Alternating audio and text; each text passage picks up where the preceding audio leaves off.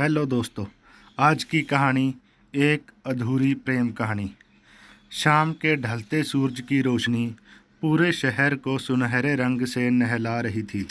राम अपने पसंदीदा coffee shop की खिड़की के पास बैठा एक किताब पढ़ने की कोशिश कर रहा था, लेकिन उसका ध्यान कहीं और था। किसी की यादें उसके दिल और दिमाग पर छाई हुई थी, वहीं पुरानी यादें जो उसके दिल को हर दिन चीरती थीं। वो यादें जो उसे उसकी ज़िंदगी की सबसे प्यारी और सबसे दर्दनाक शख्सियत की याद दिलाती थीं। सिया सिया और राम की मुलाकात कॉलेज के पहले साल में हुई थी। सिया हमेशा मुस्कुराती रहती, उसकी आंखों में जैसे सितारे चमकते थे। उसकी हंसी की खनक ने राम को पहली बार उसकी तरफ खींचा था। धीरे धीरे दोनों के बीच की दोस्ती प्यार में बदल गई। सिया का होना राम की ज़िंदगी का सबसे खूबसूरत हिस्सा बन गया था। वो दोनों हर पल साथ बिताते, सपने सजाते और एक दूसरे से वादे करते थे कि वह हमेशा एक दूसरे के साथ रहेंगे। लेकिन किस्मत को शायद कुछ और ही मंजूर था।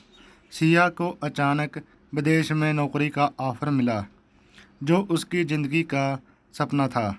उसने राम से कहा, मैं ज़िंदगी में कुछ बनना चाहती हूँ और ये मौका मुझे अपने सपनों को पूरा करने का है।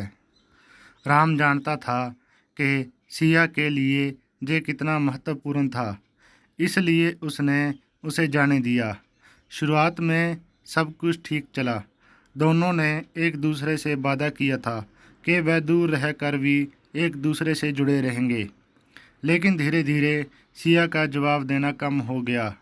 उसकी कॉल्स और मैसेज का इंतज़ार राम को तड़पाने लगा।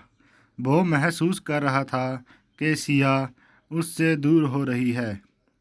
फिर एक दिन उसने सिया को कॉल किया और सिया ने धीरे से कहा, राम, हम दोनों की ज़िंदगियां अलग हो चुकी हैं। मैं अब इस रिश्ते को आगे नहीं बढ़ा सकती। मुझे माफ़ कर दो। उस एक वाक्य ने राम की दुनिया को पूरी तरह से बिखेर दिया। उसे लगा जैसे उसकी ज़िंदगी से रोशनी चली गई हो। वो हर रोज़ वहीं खिड़की के पास बैठकर सिया के साथ बिताए हुए पलों को याद करता, लेकिन वो लौटकर कभी नहीं आई। आज भी राम उसी खिड़की के पास बैठा था। उसके सामने वही किताब थी, लेकिन उसका मन उन्हीं पुरानी यादों में खोया हुआ था। शायद सिया अब अपनी दुनिया में खुश थी, लेकिन राम के लिए वो हमेशा उसकी अधूरी प्रेम कहानी बनकर रह गई थी। कभी कभी प्यार में हम सब कुछ खो देते हैं, सिर्फ यादें बचती हैं जो उम्र भर हमारे साथ रहती हैं। आपको यह कहानी कैसी लगी?